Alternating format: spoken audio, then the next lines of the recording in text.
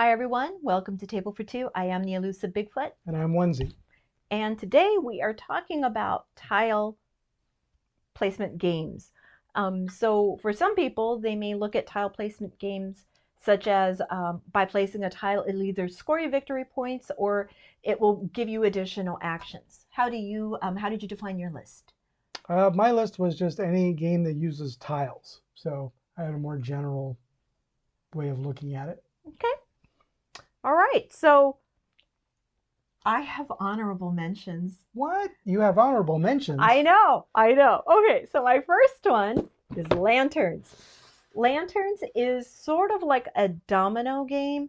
So it's a great gateway game as well, where you place a tile that's got these beautiful patterns of lanterns like they do in the Lantern Harvest Festival. And then based on the direction that the colors are, what side of that tile it is, will tell you what kind of cards you get. When you get cards, you collect them, you put them in sets in order to gain points. All right, so that is Lanterns, the Harvest Festival. My second honorable mention is Galaxy Trucker. So Galaxy Trucker is this ridiculous game where you have a mat and you are putting together your makeshift truck that goes to the galaxy that will carry cargo or aliens, and there are certain rules that you have to abide by to make sure that your truck is safe or your spaceship is safe. And after you build it, you kind of trade cards with your players, and each one you're just looking and it's like, did it conform to all the rules, such as, are your thrusters pointed towards any other part of the ship which would melt that off? Well, then you can't do that, and you have to remove the thrusters. Periodically there will be meteors that will hit your ship, and then pieces will bounce off unless you've got that reflector. So super fun, love this game, Galaxy Trucker.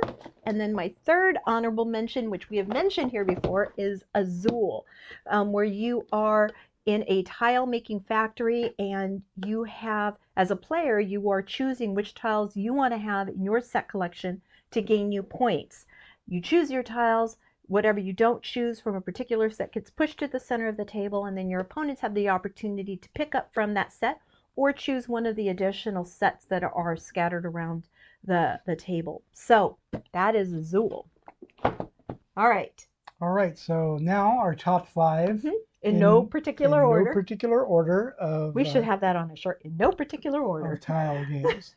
You should say it one more time just so they know. It's in no particular order. Are you clear? It's in no particular order. It's in no particular order. So my first one, because it's here on the top of my pile, is Carcassonne. And Carcassonne, you lay tiles down each turn, and you make your kingdom out of tiles. It's a shared map with the other players, and you get points for completing cities and things like that. It's a really fun game, easy to learn. I'm looking for the number of players it will play. We play it for two. It plays fine for two. Oh, it's there in U.S. English. 2 to 5 players. 2 to 5 players. Usually, it's pretty good on the box if you didn't know that. If you look around, sometimes I'll tell you how many players it'll play, how long it takes. Right, so that's Carcassonne. Anything else you want to say about Carcassonne? Okay. Okay, my first one is Takenoko. So this is a fun game. What you have is a panda bear who likes to eat the bamboo. You have a gardener who's going to grow the bamboo, and then you have tiles that you're placing in order to form a specific pattern to grow your bamboo on. And so depending on your objectives, you keep pulling up objectives and fulfilling on them. Once you fulfilled, I want to say is it 7 or 10? I think it depends on the number of players. It definitely depends on the number of players, but for 2, I can't quite remember. It plays 2 to 4 players. But when you fulfill a certain number of objectives, then you get to score. You get points for each objective. You see who has the most points at the end of the game. So much fun. Takenoko. I'm going to vouch for Takenoko as well. It's one of my favorites. The next one up from my pile is Patchwork. In this one, we have the Christmas edition, but the regular Patchwork is fun too.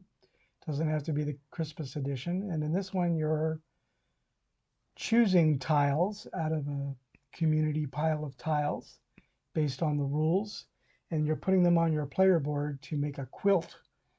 And it's sort of like Tetris. You put the tiles together how they'll fit. You can't go off the edge of the board with them. And the fun thing about it is it uses buttons as income. Yeah. So instead of coins or money, you gain button each turn as income. And you spend time. Sorry, not each turn. When you pass certain markers on the board, Right. you gain income in buttons. Right. And then you spend those buttons on pieces to put in your patchwork. Right. And you spend time. It also has a thing for time, like how much time did you use? That's how many spaces you move around the board. So if you have family members who, to them, a board game is that you move around a board, this might be a great entryway for them. The other thing I like about this game is that if somebody is behind on the point track, they get to go. So when we're figuring out who goes first, whoever is last, I think, gets to go first, right? So the last will be first. So if you make a really minimal move and you don't move very far past your opponents or at all past your opponents, then you get to go again. Sometimes you can go twice in a row. Right. That's patchwork. Okay, I'm going to move these games a little further out. Okay, my next one is Alhambra. So you get to build these beautiful homes that have these long walls, or maybe they have a fountain and they have different things about them with different colored tiles. And then there's certain round markers. Once you reach a certain place in the round and you score points, you're looking for also who has the most brown ones. That person will get more points. Who has the most white ones? Who has the most purple? And so on and so on. Alhambra. All right, that was a pretty big box, so I think I should bring out my big box. It's going to take my goodness. both hands to do this one. It's the Isle of Cats. Isle of Cats is a fun tile laying game, and each player has their own ship, and the theme of the game is that you're a ship captain who's rescuing cats from the Isle of Cats. So on your turn, you can use your cards to rescue some cat tiles, and then you fit them on your ship in certain ways. You get points for clusters of cats that are together. The same color. Or certain kinds of spaces that are not covered up or that are covered up. Anyway, Isle of Cats is fun. It's not too serious. Show me the serious face. Not too serious. Anyway, that is Isle of Cats. All right. My next game is a special one that I got to play for the first time at Dice Tower West. It is Millefiori, where you are, I think this is in Spain, and you are glass makers, and you're placing pieces of glass tile over certain things on the board in order to gain points. Besides this being an absolutely gorgeous game, you also have multiple ways to win and score points. So perhaps you are going for certain clusters, certain combinations of tiles that you're covering up, or certain spaces you're covering up with your tiles. Sometimes you're going for set collection. You need to have one of everything in order to score the most points. Different ways to get points, different ways to come from the back. We've played together, and there have been times when I'm like, oh, I'm so gonna lose this game. And then in one round, I could get an easy 30 points just because it chained together. You know, one move led to another, led to another. So that is Millefiori. Unlike the other tile games we've mentioned today, those tiles are see-through. Yeah. So when you put them on the board, you can see what's underneath and get a sense of where your patterns are going. All right, my next tile game, which is not really a tile laying game, but it's a game on tiles, is Forbidden Island. Forbidden Island is a co-op game. The island is made out of tiles, and you're trying to get some artifacts and leave the island before it sinks.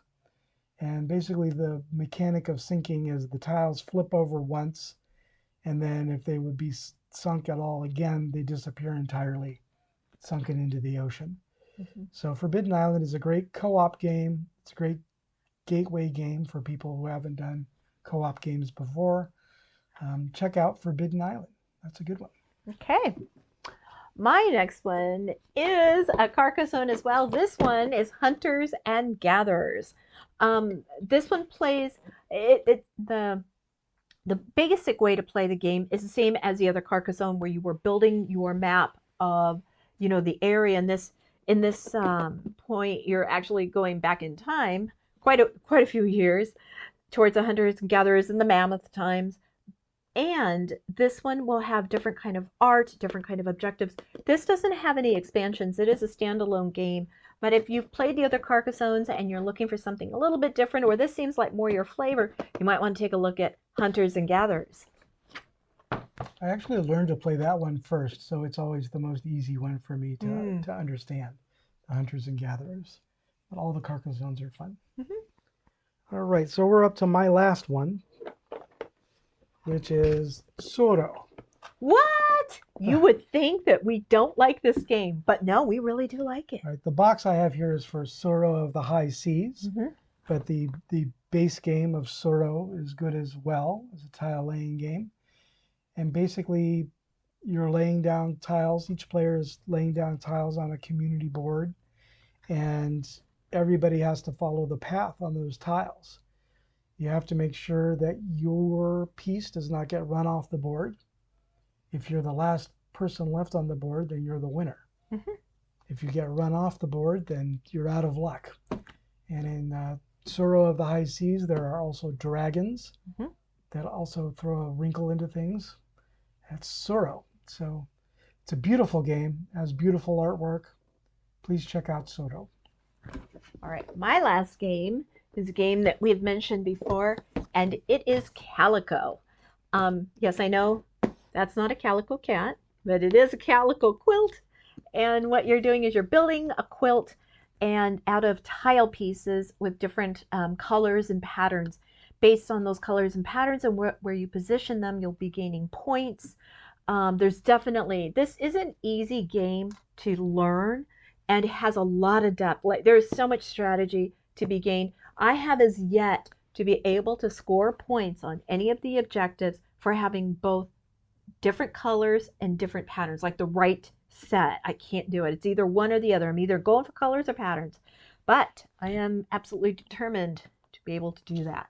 So that's Calico. Plus the cats are cute. The cats are cute. Now, I don't own any cats. I can't tell the difference between the cats. My niece has to tell me, just to help me figure out, is that one the coconut? No, that's not it. It's this one.